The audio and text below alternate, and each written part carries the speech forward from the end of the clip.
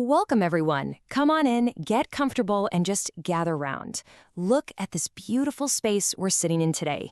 You've got the warm glow of the fire, the rich, ancient scrolls lining the walls, and I see our faithful little disciple lamb, right there in your crisp white and blue robe, sitting so patiently on your stool. I absolutely love that you're here, ready to learn. Today we are not just looking at a bunch of dry facts and figures. I am going to pass down a story to you. It's a truly ancient story meant for the younger generation to carry forward. It's a narrative woven with deep mystery, fascinating ancient language, and a grand design that has silently shaped all of human history. These ancient truths, they tell us who we are and where we come from. Okay, let's dive right into this. So this brings us to the very heart of our mystery. We're going to explore a question that has puzzled scholars, troubled hearts, and honestly sparked endless debate for centuries. Did the creator of the universe actually harbor a deep, burning hatred for a child before that kid even took his very first breath? On the surface, this question can make people feel pretty afraid or deeply confused about the very nature of the creator. It's like a giant puzzle that, if we misunderstand it, totally distorts our entire view of the divine. To solve it, we need to leave our modern assumptions at the door and travel far, far back in time. Just listen to these ancient words from the Apostle Paul in the book of Romans, words that actually echo from the ancient prophet Malachi. Jacob I loved, but Esau I hated. Let those words just hang in the air for a second. How does it make you feel to hear that? Does it make you question everything you thought you knew about a loving, merciful God? To our modern ears, this sounds absolutely shocking. It feels completely contradictory to the very foundation of grace. How on earth could a God of endless love say something so remarkably harsh? Well, to understand the end of a thought, we often have to go all the way back to its beginning. So, let's turn the page to the first chapter of our story, Nations in the Womb.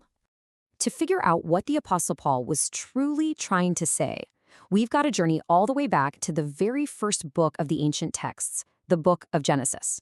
Picture Rebecca, the mother of these two boys, feeling this violent, turbulent struggle within her before they were even born. She's deeply troubled, so she seeks out the Lord's wisdom. And God's answer to her is profoundly revealing. He says, "Two nations are in thy womb, and the elder shall serve the younger."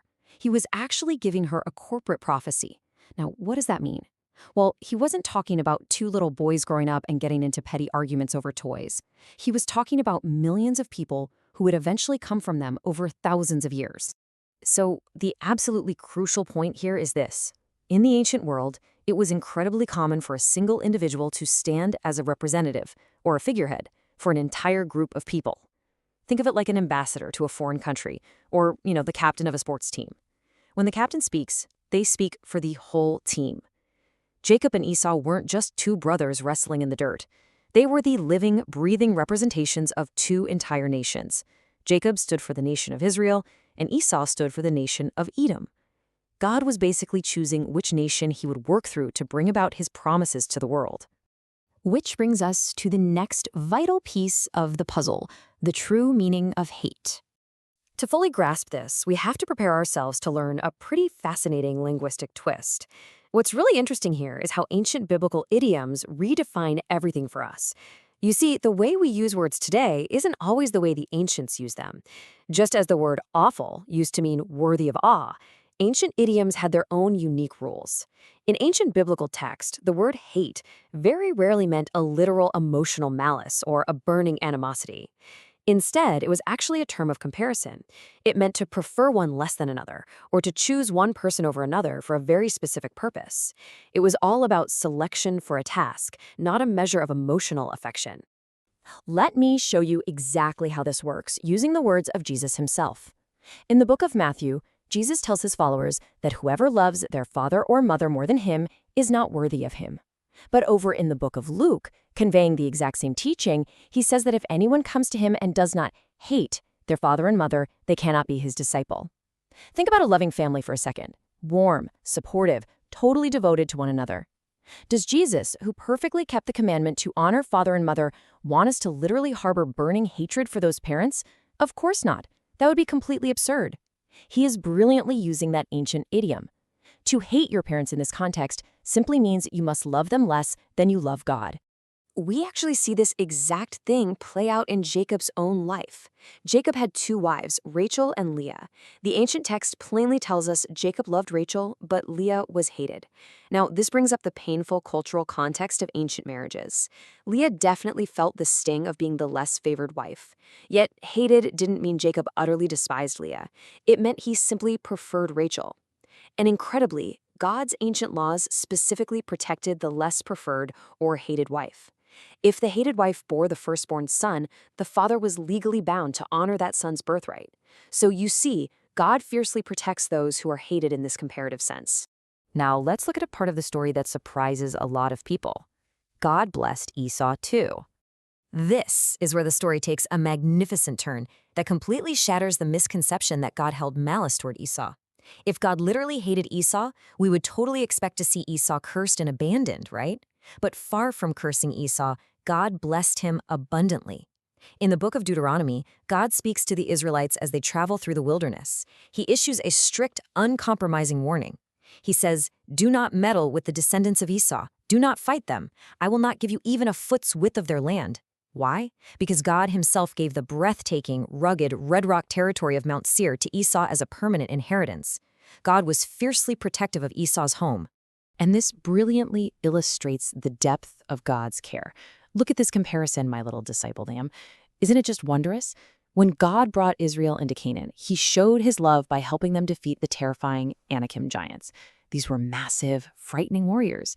But did you know God did the exact same thing for Esau? No way, right? But it's true. The text tells us that God fought for the descendants of Esau, completely destroying the massive, terrifying Horite giants from the land of Seir so that Esau's children could safely possess it. Just imagine the absolute suspense, the sheer fear those ancient people felt facing giants, only to have the Creator step in and win the victory for them. God fought Esau's battles, just as he fought Israel's. So if God poured out such incredible earthly blessings on Esau, what did his special love for Jacob actually look like? Well, as any good father will tell you, true love often involves painful discipline. God's love for Jacob meant he had to carry the covenant. And let me tell you, the covenant wasn't just some shiny prize. It was a heavy, holy responsibility to bring God's truth to the world. Preparing Jacob for that was fierce. It meant strict, daily, sometimes agonizing trials. In one epic ancient story, God literally wrestled with Jacob in the dirt all night long, leaving him with a lifelong physical limp. God would not let Jacob remain a deceiver. His intense love demanded that Jacob be transformed into a prince. Conversely, God's hate for Esau simply meant he cut the spiritual rope. He let Esau have exactly what Esau wanted: vast earthly wealth, immense power, and a great nation. But he left him to his own devices. He didn't subject Esau to the rigorous, painful, divine discipline required for the heavy burden of carrying the covenant. He just let Esau be Esau. Isn't it absolutely fascinating that what looks like a blessing to the world, having everything you want with zero rules, was actually God stepping back? And what looked like a curse, painful, agonizing discipline, was actually his deepest, most profound love?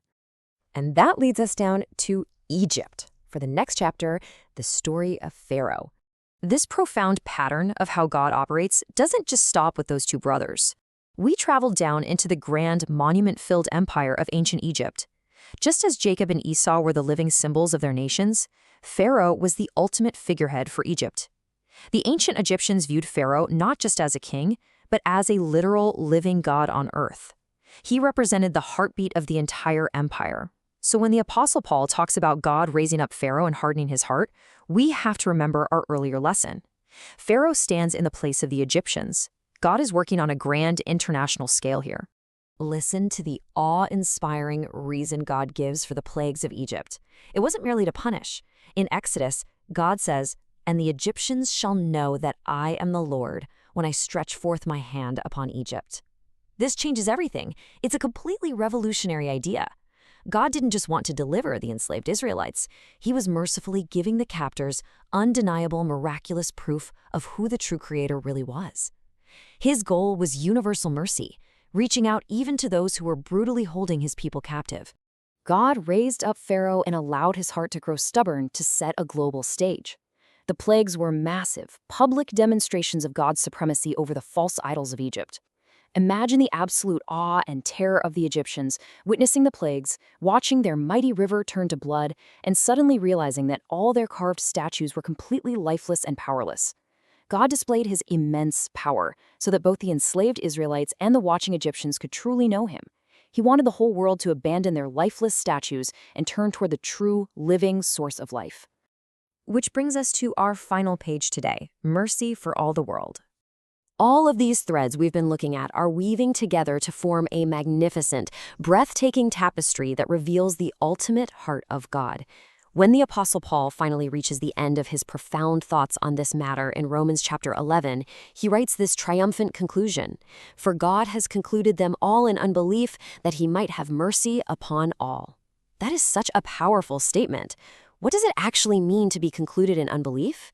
It levels the playing field completely. It means no one is better than anyone else. Everyone starts out lost. We are all in the exact same boat. Why? So that the Creator can cast a net of mercy so wide, so deep, and so absolute that it covers every single soul. This story we've uncovered today shows us that when God says he loves or chooses one group, like Israel, it is never about excluding the rest of the world. It is the exact opposite. He elects a specific group to serve as a beacon. Think of a massive lighthouse on a dark, stormy coast. The light doesn't exist just for the lighthouse itself. It exists to cut through the darkness and guide every ship home. Jacob, Esau, Pharaoh, all of these threads tie together perfectly. God chose Jacob to carry the light, so that through him, his staggering salvation and boundless mercy could pour out to Esau, to Pharaoh, to every corner of the earth, to every nation, to everyone. So, as the fire crackles before us, I leave you with this to ponder. We started with a verse that sounded like harsh, cruel hatred, but we uncovered a story of vast, incredibly inclusive love. How does this beautiful, sweeping narrative of profound worldwide mercy change how you see the choices the Creator makes? Keep that truth burning in your heart, young ones, as you carry this story out into the world. Take these ancient lessons with you and remember them until we gather to learn again.